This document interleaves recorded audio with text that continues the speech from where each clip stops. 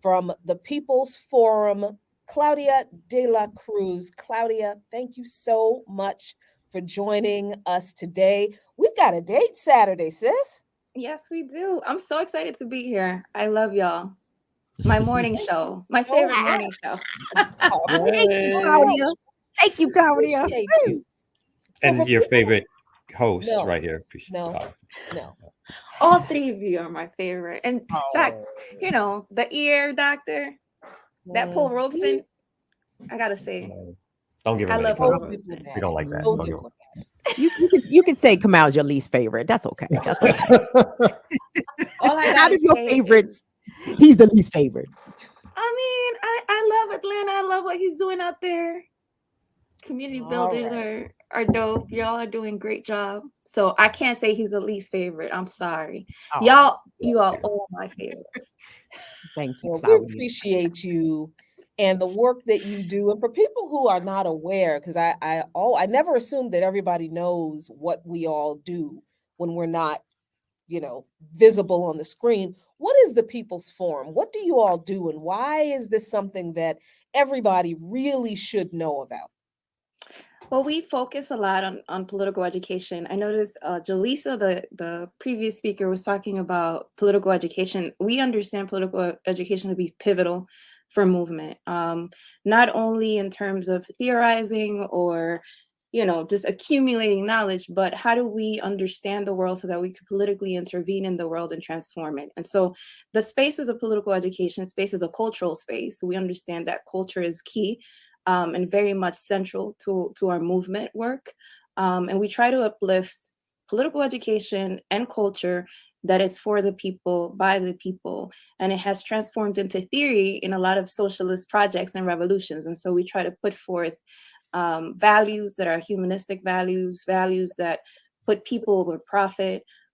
We have not only a local reach, we have a national and international reach. We belong to a network of other organizations, over 200 organizations and political parties, that is called the International People's Assembly. So we do a lot of internationalist work because we understand that solidarity and people to people diplomacy is necessary in order for us to be able to build the world that we need.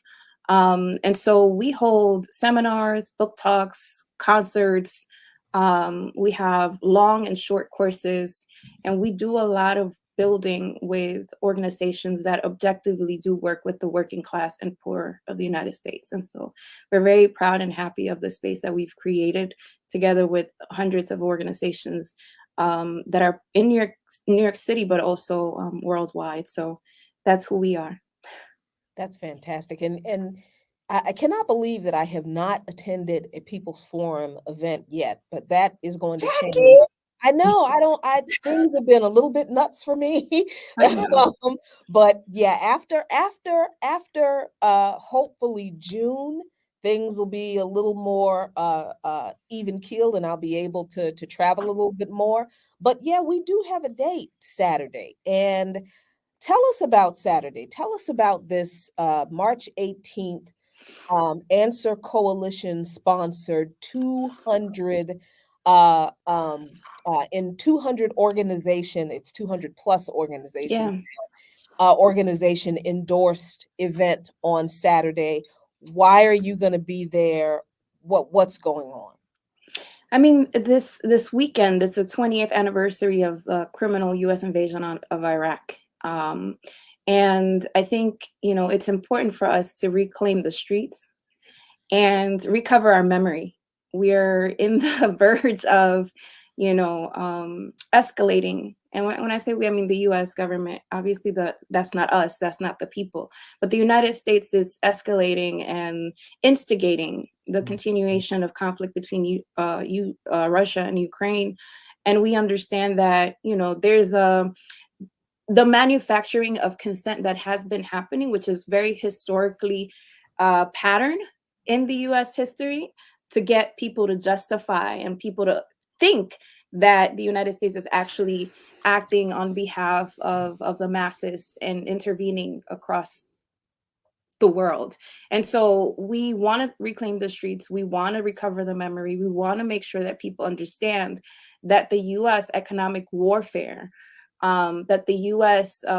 War machine has never been something that the people of the United States have ever benefited from, and no one around the world has ever benefited from. One of the key questions that I keep talking with people through is, when has the U.S. in all its history intervened benevolently in any affairs or conflicts in the world? When have they ever done that?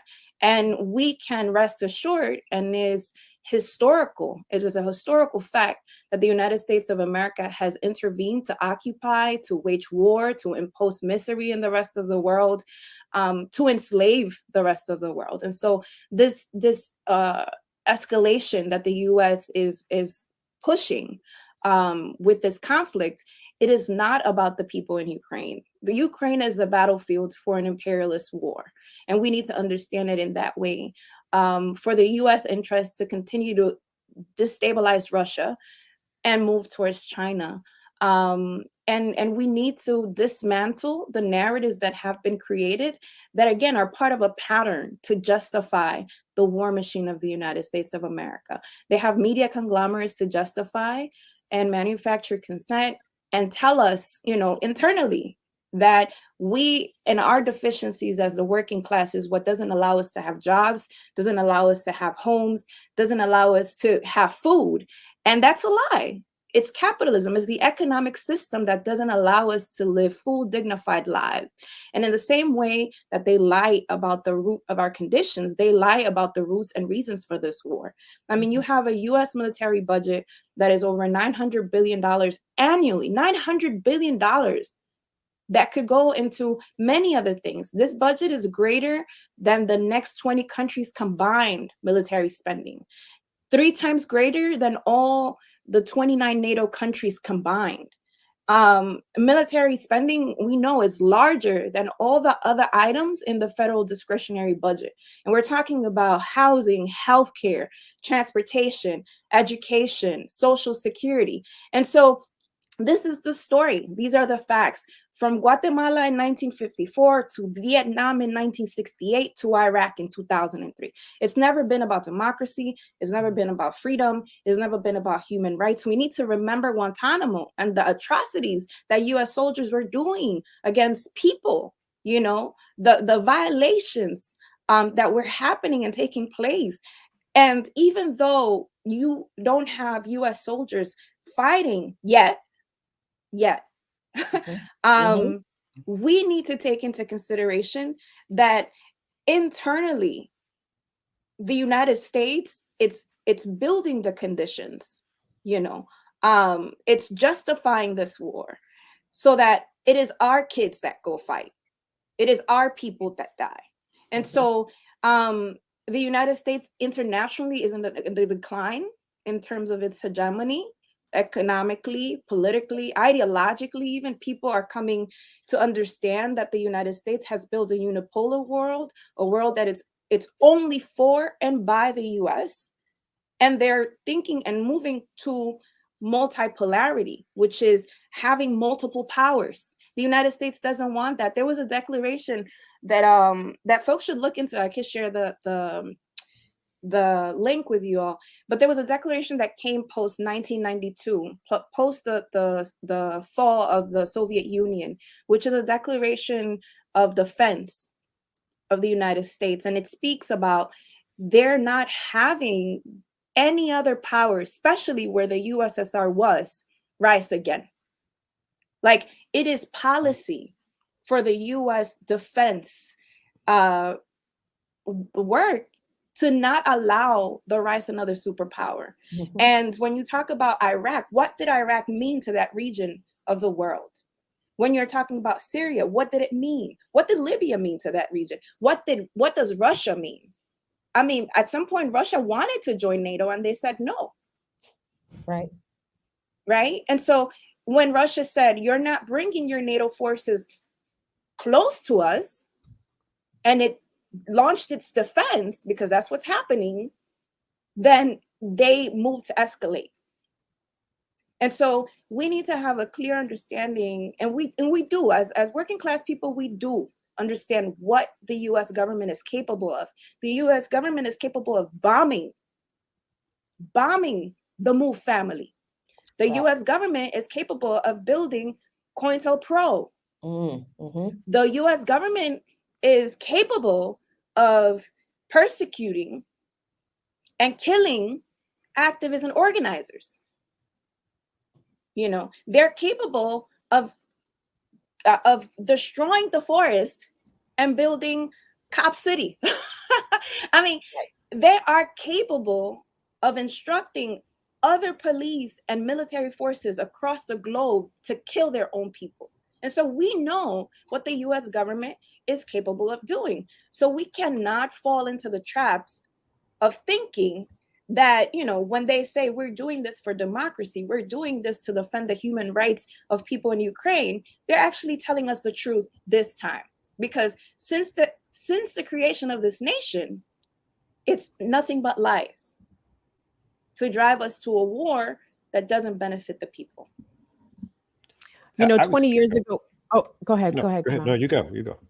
You know, 20 years ago, Claudia, you know, millions of people were out in the streets, not only in this country, but really around the world, because we could very clearly see that drumbeat leading up to the invasion of Iraq and then eventually Afghanistan. I mean, I don't think that we've seen a protest movement that large and sustained, maybe even since.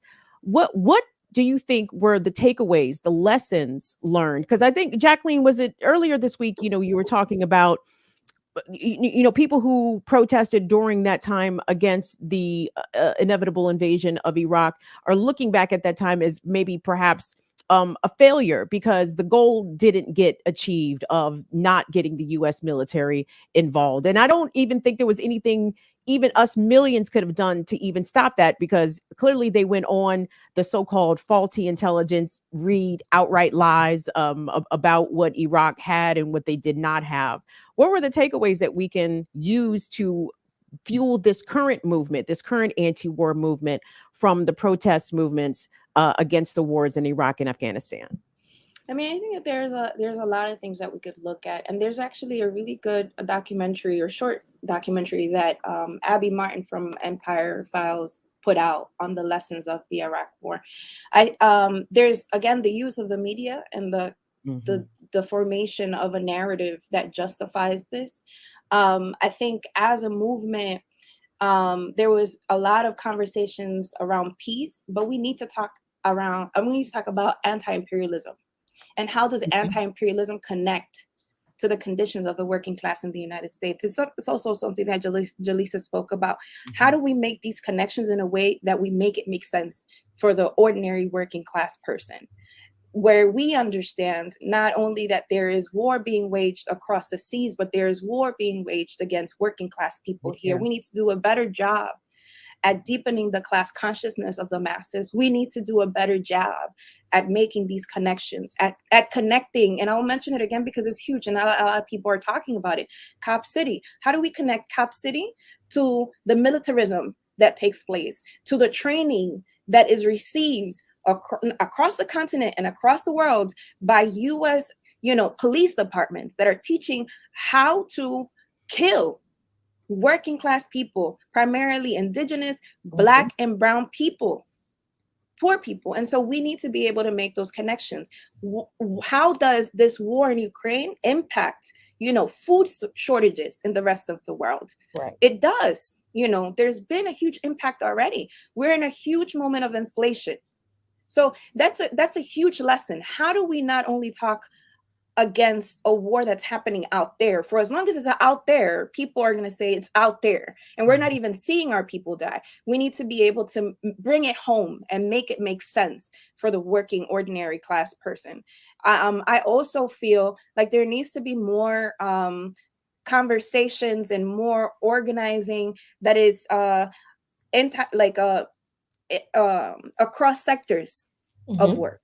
It cannot only be an anti-war movement. The anti-war movement needs to be fed by organizations doing anti-police brutality work, by organizations doing, displacement work, by organizations doing work around healthcare. Again, going back to making the connections, but these organizations that are already in movement, that are already in motion, that are already struggling to be able to advance the working class issues need to see themselves as part of an anti-war movement, because ultimately the biggest war that is being waged is against working class and poor people. I was going to ask real quick about sort of going back to the Iraq War itself. And folks have, I think we all talk about some of the diminished power of the United States and the United States shift, let's say, to Asia in terms of containment of China. But even with that, the United States still has massive amount of military hardware bases and influence in the Middle East. And can you talk a little bit about what's happening in Iraq currently that still gives us cause for concern around U.S. imperialism? It's like I know most of the troops have left, but there's still troop involvement and U.S. Imperialism happening in the Middle East. Could you talk a little bit about that? Of course. I mean, they destroyed Iraq. They destabilized Iraq. They extracted from Iraq. And although they say that they left, they left chaos in Iraq. And what that has meant in the rest of the region, again, is a weakening that will take decades, if not a century, to be able to recover from. And contracts are still there, contractors are still there. And so these are things that we need to take into consideration, that when the United States steps foot into any of these spaces, they really do create chaos that is very difficult to overturn in 10 years, in 15 years. And there's no reparation for any of these countries. So people are left with nothing, and unfortunately with a very, very little possibility of rebuilding. And so the power that Iraq won't be for a long, long, long time in that region. So this Saturday, you will find myself, Claudia de la Cruz, a whole bunch of other people at the White House at 1:00 p.m. We'll be occupying Lafayette Square Park starting at 1:00. The rally begins at 1. There will be a march from the White House to, I believe, New York Avenue Presbyterian Church, where there will be an incredible teach-in. Black Alliance for Peace will be there. Party for Socialism and Liberation. This is an Answer Coalition sponsored event. And for people who do not know what the word answer means, it is an acronym for Act Now to Stop War and End Racism. If you want to attend this event in Washington, D.C., you can do that. You can hop a bus that the Answer Coalition has coordinated in many cities. Hope to see you there. I'm sure it'll be live streamed somewhere. Very, very excited for this. Very excited to share some space with Claudia. And honestly, I look at this as Claudia, as a moment to revive.